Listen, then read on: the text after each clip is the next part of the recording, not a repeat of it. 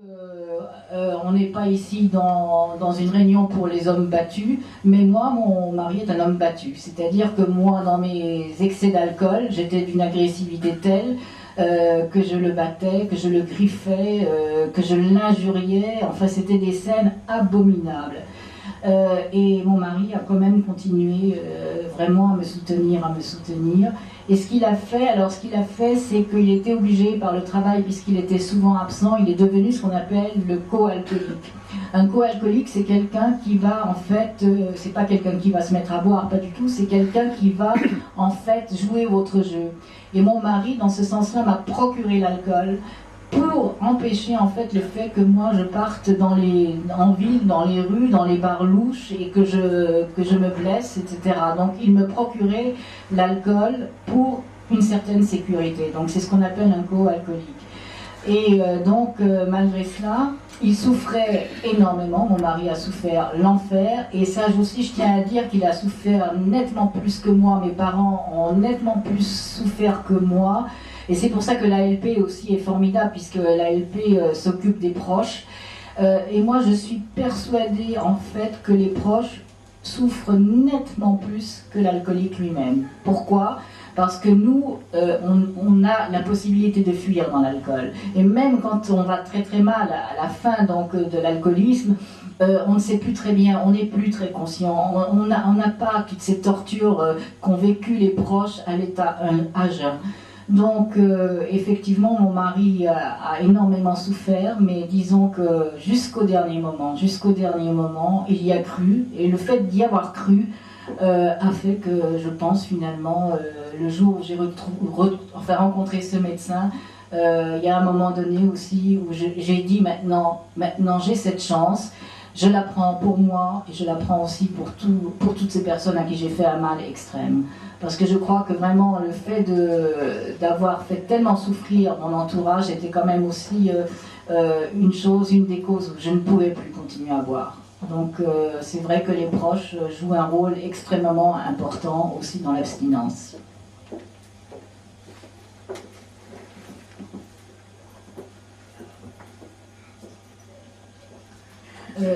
Par contre aussi une chose, effectivement, moi ce que j'essaye de dire aux proches, mais bon c'est difficile de le faire, il ne faut surtout pas à son tour devenir agressif. Il faut pouvoir se rendre compte que la personne est malade aussi, essayer par n'importe quel moyen aussi de prendre sa fille ou n'importe quoi dans sa femme, etc. Et de tout de suite insister pour un traitement médical. Et surtout ne pas agresser cette personne. Plus vous allez agresser un alcoolique, plus il va vous fuir et moins il va vouloir se faire soigner. Donc je sais que c'est une guerre des nerfs parce que de voir un partenaire ou une fille ou n'importe quoi dans un état aussi épouvantable, ce n'est que douleur, ce n'est que révolte parce qu'on a envie de se révolter contre cette loque qui est devant nous. Mais je pense que c'est un rôle très difficile que je demanderai aux proches, mais je leur demanderai d'être calmes et de faire tout cela vraiment avec douceur, même si c'est parfois insurmontable, mais c'est le meilleur moyen, c'est quand même de montrer encore l'amour qu'on a malgré tout ce qu'on subit, de bien prouver encore qu'on aime cette personne, de la prendre et de la prendre avec calme, avec douceur et avec amour. Parce que même si c'est une énorme banalité, il n'y a que l'amour qui sauve, que ce soit dans toutes les maladies, n'importe quoi. L'amour, c'est la seule et l'arme la plus efficace. Donc. On peut avoir permettez-moi l'expression, toutes les facultés pour décider soi-même d'aller vers du soin. Parce qu'aujourd'hui, c'est la problématique de beaucoup de familles qui aiment leur enfant ou leurs proches, mais le corps médical répond toujours, tant que la personne n'adhérera pas, on ne l'accompagnera pas ou on ne la soignera pas. Alors, dans cette problématique-là, c'est douloureux pour l'entourage, c'est douloureux pour la personne concernée. Quel est votre avis là-dessus? Merci. En fait, dans mon cas, c'est un cas un petit peu spécial. J'ai eu des problèmes de sécurité sociale. Bon. Et la sécurité sociale m'a demandé de consulter immédiatement, sinon j'étais menacée de ne plus être prise en charge. Et donc c'est ainsi que je suis allée chez ce médecin qui va être donc mon sauveur entre guillemets.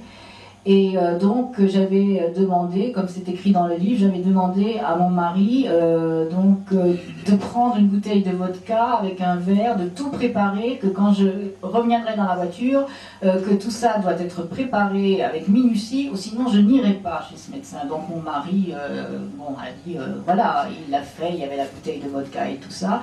Et ce qui m'a donné le déclic, en fait, et ça a été pour moi vraiment quelque chose de très significatif, je crois, au niveau, quand je parle d'alcoologue, voilà. Je suis arrivée chez ce médecin, et ce médecin, pour une fois, ne m'a pas demandé est-ce que j'avais souffert, qu'est-ce qu'était mon enfance, et pourquoi je buvais, etc., etc. Il m'a simplement dit, écoutez, maintenant vous faites ce que je vous dis, ou sinon ça n'ira pas entre nous deux. Et vous avez vu, la salle d'attente, elle est pleine. Alors, on va aller très vite, et soit vous faites ce que je vous dis, soit vous prenez la porte. Et c'est là où il m'a donné mon premier Espéral, et moi je lui dis oui, mais écoutez, c'est sûr, je vais prendre votre Espéral, mais vous savez, je vais être seule la semaine prochaine, mon mari vole, j'ai trop peur, il faut que je boive. Il m'a dit, voilà, je vous l'ai dit, vous prenez ce cachet, ou vous prenez la porte. Et depuis ce jour-là, je n'ai plus bu. En fait, ça a été, je crois qu'il y a une certaine brutalité, on a besoin d'une certaine brutalité, du médecin, justement, pas de l'entourage. Et le fait que ce type m'a cloué le bec, m'a cloué, je me suis dit, mais il doit y avoir une force. Il faut sentir, je crois, dans le thérapeute, il faut sentir une force énorme. Il ne faut surtout pas un thérapeute qui vous plaint, qui dit « Oh, la pauvre », alors ça, c'est foutu d'avance. Il faut vraiment, ce type, s'il avait pu me gifler, je crois qu'il m'aurait giflé. Parce que je disais « Oui, je veux pas, gna gna gna », et je crois qu'il m'aurait giflé. Et je crois que c'est ça dont j'avais besoin. J'avais besoin de quelqu'un qui me mette le couteau sous la gorge.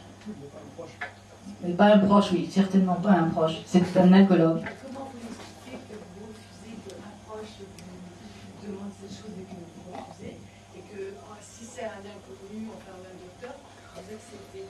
Est-ce que vous avez fait une analyse là-dessus? Pourquoi vous refusez qu'un proche vous donne un conseil?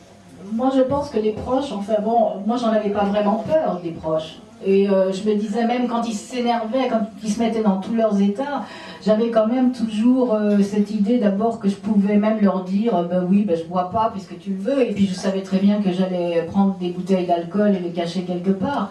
Or là, cet alcoolique m'a vraiment mis en condition de prendre l'Espéral, et il m'a dit, ou bien vous ne viendrez plus jamais chez moi. Et là, je me suis dit, mais tiens, j'ai l'impression que c'est ma chance, que c'est... et c'était quand même quelqu'un de très professionnel. Donc à partir du moment où j'ai eu l'Espéral, je n'ai pas voulu boire parce que je sais que c'était dangereux. Et là, ça m'a permis quand même pendant 15 jours de réfléchir à jeun. Oui. Mais en plus, elle ne pouvait pas dire au médecin, mais tu m'aimes donc, laisse-moi pas souffrir, donne-moi à boire. Et les proches, on peut toujours un peu faire le chantage, un peu dire oui, tu sais, tu m'aimes, alors fais doucement, donne-moi un peu. Les médecins, ils n'aiment pas. Il dit, tu prends le cachet, tu suis mes ordres, ou tu me fous la paix. Les proches, ils ne peuvent pas. Il n'y a pas de relation basée sur l'affection, tout ça. C'est vraiment, c'est très, très, très, disons, professionnel. Et je pense aussi que ce médecin était vraiment un peu antipathique et on n'avait pas envie, en fait, on n'avait pas envie de lui dire non. Moi, j'avais une trouille terrible et puis même là, je pense que ça, c'est quelque chose qui a joué un rôle essentiel, en fait.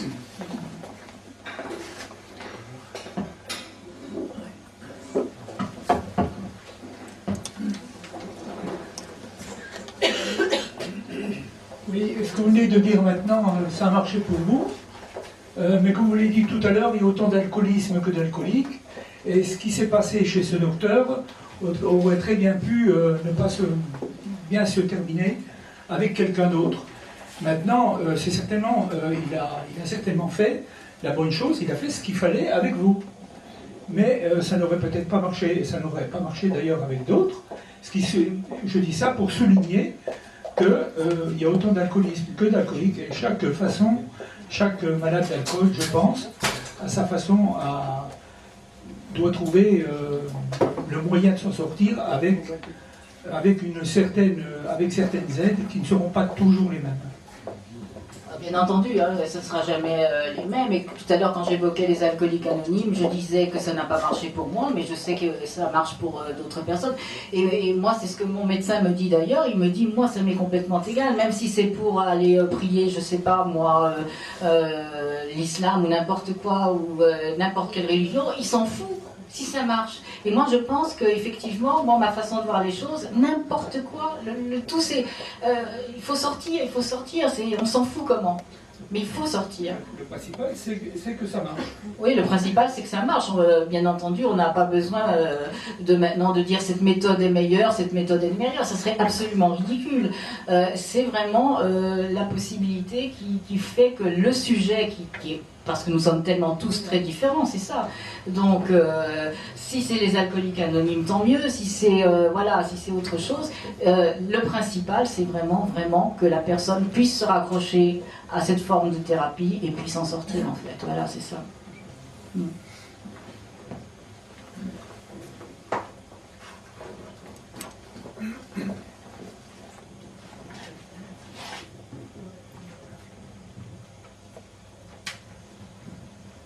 Question ?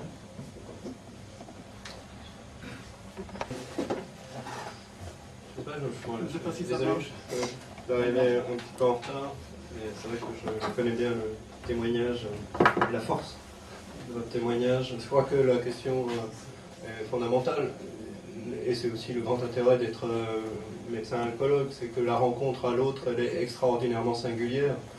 Ce qu'il ne faut pas oublier, c'est que quand même, ce qu'on quitte quand on quitte l'alcool, c'est pas vraiment l'alcool en tant que tel. C'est moi sous alcool, c'est ce que produit le produit. Donc forcément, chaque histoire est extraordinairement différente. Par contre, ce qu'il faut accepter, c'est effectivement cette séparation de soi-même, qui est une idée de soi-même, une vie qui a ses bons côtés aussi. Hein. Le problème, c'est que si c'était tout nul, l'alcool, ça se saurait. C'est-à-dire qu'il y a des bons côtés aussi dans les choses. Et qu'à un moment donné, il faut faire un choix terrible, qui est une vie avec alcool, avec toutes ces misères, mais aussi avec un intérêt qu'il faut qu'on arrive à estimer. Et puis aussi dans le fait que l'alcool est lui-même un traitement, il se présente aussi comme un traitement de tout un tas de troubles et de difficultés à être. Et que tout ça, il va falloir qu'on pose et qu'on pense bien les choses avec la personne. Très souvent, ça prend beaucoup de temps, parce qu'il y a beaucoup de choses qui apparaissent au fil du temps. Il faut pouvoir quitter sa vie. Et quitter sa vie, c'est pour ça qu'on admire toujours un ancien malade. C'est toujours très très très étonnant, un ancien malade. Et parce qu'on a tous, même si on n'a pas tous des problèmes d'alcool, on a tous en soi des processus qu'on aimerait bien quitter. Et que quelqu'un qui arrive à se quitter, à faire le deuil d'une idée de soi, c'est extrêmement admirable. Et c'est aussi pour ça qu'on ne peut pas travailler en alcoolologie sans le témoignage, sans la force, sans la présence des anciens malades. C'est absolument impossible, parce qu'il faut pouvoir avoir vécu cette expérience pour pouvoir la transmettre. Cette expérience, elle est propre à tous ceux qui vivent cet énorme arrachement. Alors c'est vrai que la plupart s'en sortent bien, mais il y a beaucoup de difficultés. Et qu'il n'y a que l'ancien malade qui peut témoigner des difficultés. On ne peut pas témoigner pour le témoin. Donc nous, on est là pour favoriser cette rencontre et optimiser toutes les démarches de prise en charge par les anciens malades, qui sont absolument fondamentales dans la thérapie. Hein. Moi, je ne peux pas, et tout le monde le sait pour ceux qui me connaissent, je ne peux que travailler avec les anciens malades. D'autre part, s'il n'y avait pas d'ancien malade, moi j'arrêterais. Vraiment, si on n'y arrivait pas, ça serait terrible.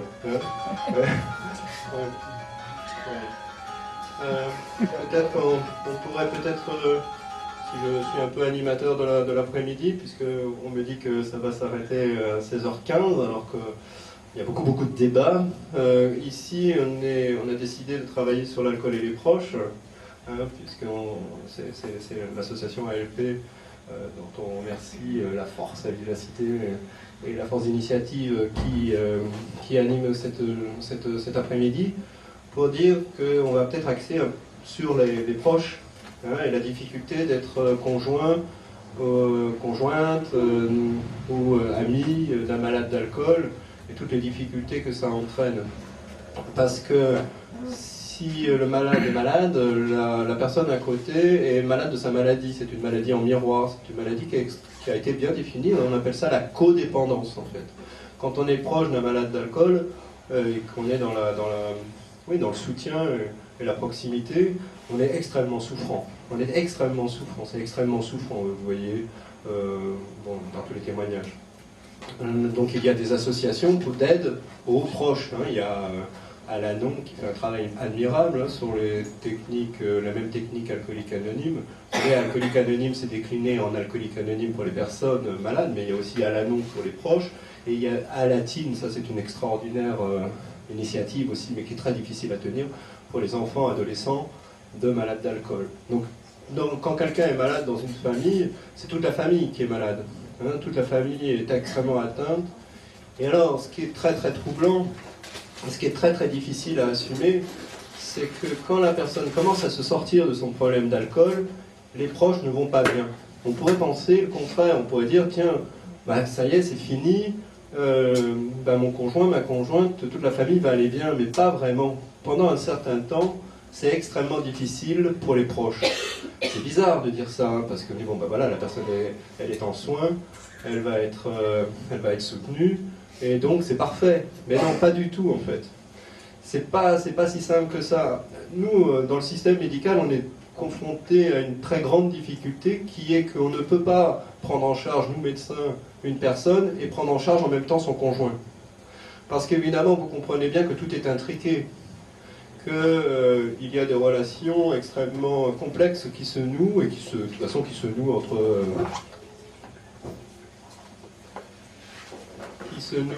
normalement dans les couples. Et donc en fait il y a une intrication extrême dans cette relation où on voit bien que quelqu'un qui a un problème d'alcool, au début il va être soutenu, puis ou détesté, etc.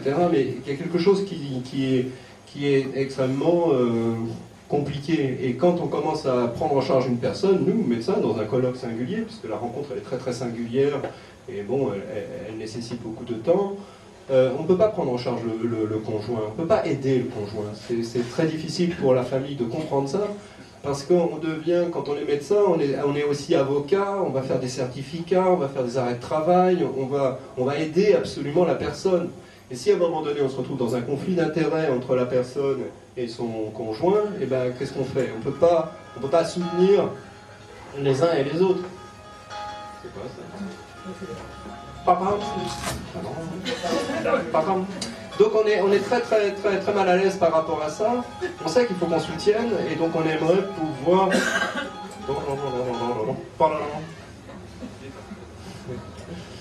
Bonsoir. Bonsoir. Il nous faudrait une autre chaise, je pense. Roland, il nous faudrait une autre chaise. Oui. Ouais. Bonsoir.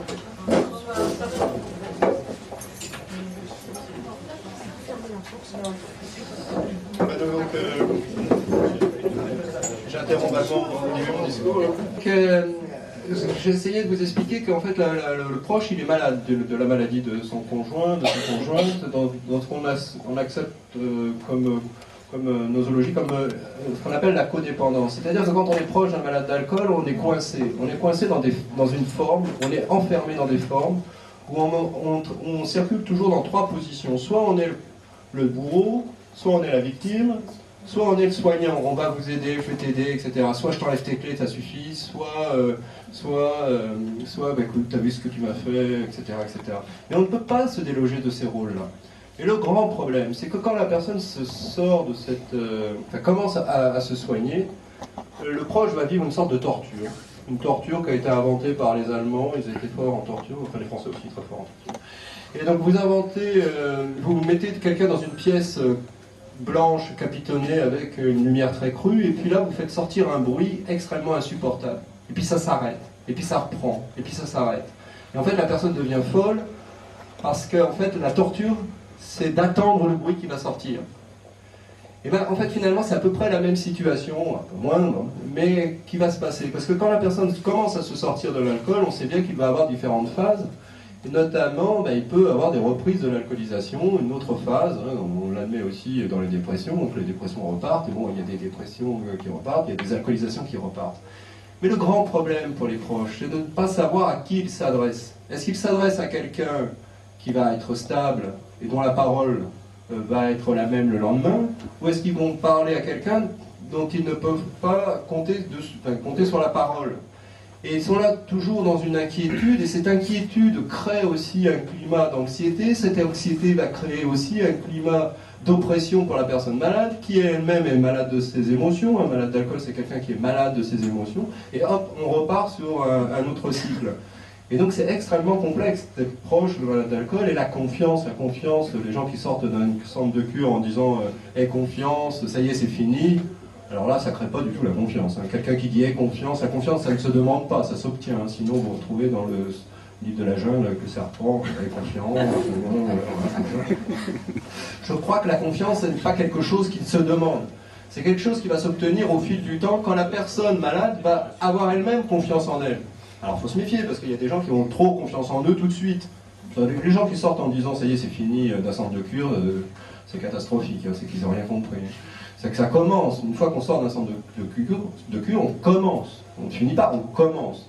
Donc la personne qui va sortir de l'alcoolisation va vivre un certain nombre d'épreuves dans lesquelles elle va se voir évoluer. Donc, je vais à un dîner, j'accepte un dîner, j'essaye, et puis je vois que ça s'est bien passé, donc je vais pouvoir réaccepter un autre dîner, etc.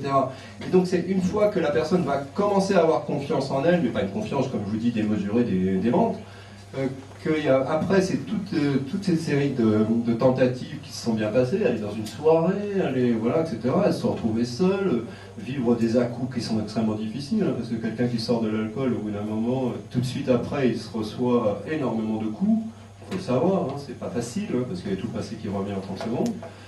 Donc c'est quand la personne a confiance en elle que commence à s'instaurer une confiance, un apaisement dans la famille.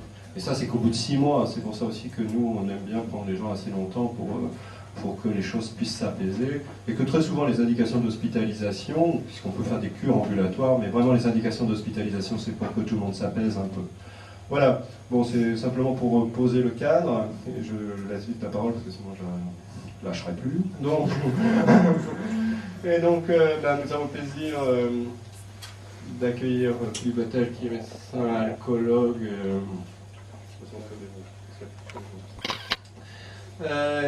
et qui a le grand mérite de donner de l'éclat à notre spécialité, capable de vulgarisation et d'information absolument fondamentale dans tout le pays.